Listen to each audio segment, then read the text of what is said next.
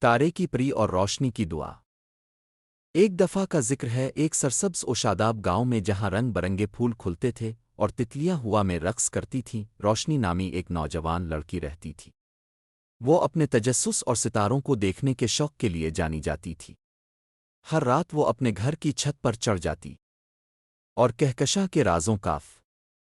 ایک چمکتی ہوئی رات جب روشنی ہمیشہ کی طرح آسمان کو دیکھ رہی تھی، اس نے ایک ٹوٹے ہوئے تارے کو دیکھا جو اس کی سمت گر رہا تھا۔ یہ کوئی عام ٹوٹا ہوا تارا نہیں تھا، یہ ایک پراسرار چمک کے ساتھ چمک رہا تھا جو اس کے دل کو مہم جوئی کی خواہش سے بھر رہا تھا۔ وہ اس کی طرف بھاگی، اس کے ننھے قدموں میں جوش بھرا تھا۔ ٹوٹا ہوا تارا اس کے گاؤں کے قریب ایک گھنے جنگل میں گرا تھا۔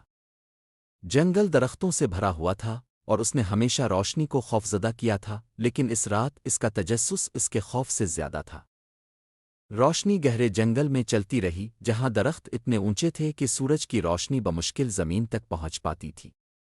راستے میں اس نے چمکتے ہوئے مشروم اور چمکیلے پھول دیکھے جو اس کے راستے کو روشن کر رہے تھے۔ گہری جنگل میں روشنی نے ایک قدیم وسیع درخت دیکھا جس کی شاخیں آسمان تک پھیلی ہوئی تھیں۔ اس درخت کے اڈے پر ایک روشن چٹان تھی جہاں ٹوٹا ہوا ستارہ گرا تھا۔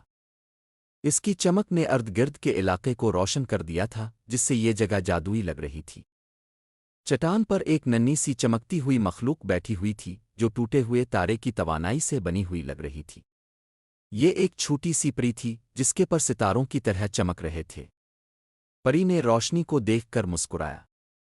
پری نے روشنی کو بتایا کہ وہ ایک خواہش پوری کرنے والی پری ہے اور وہ ٹوٹے ہوئے تارے کے ساتھ زمین پر آئی تھی تاکہ وہ کسی ایسے شخص کی خواہش پوری کرے جو سچے دل کا ہو۔ روشنی بہت خوش ہوئی اور اس نے اپنی خواہش کا اظہار کیا۔ وہ چاہتی تھی کہ گاؤں کے ہر فرد کے خواب پورے ہوں۔ پری مسکرائی اور اپنے پر پھیلائے جو چمکتے ہوئے پاؤڈر کی بارش برسا رہے تھے۔ یہ پاؤڈر ہوا میں گھل مل گیا اور گاؤں کے اوپر چلا گیا جہاں اس نے ہر گھر کو روشن کیا۔ اس لمحے سے گاؤں میں جادوئی تبدیلیاں آنا شروع ہو گئیں۔ کسانوں کی فصلیں پہلے سے زیادہ سرسبز ہو گئیں، بچوں کے خواب سچ ہونے لگے اور ہر طرف خوشی کا راج تھا۔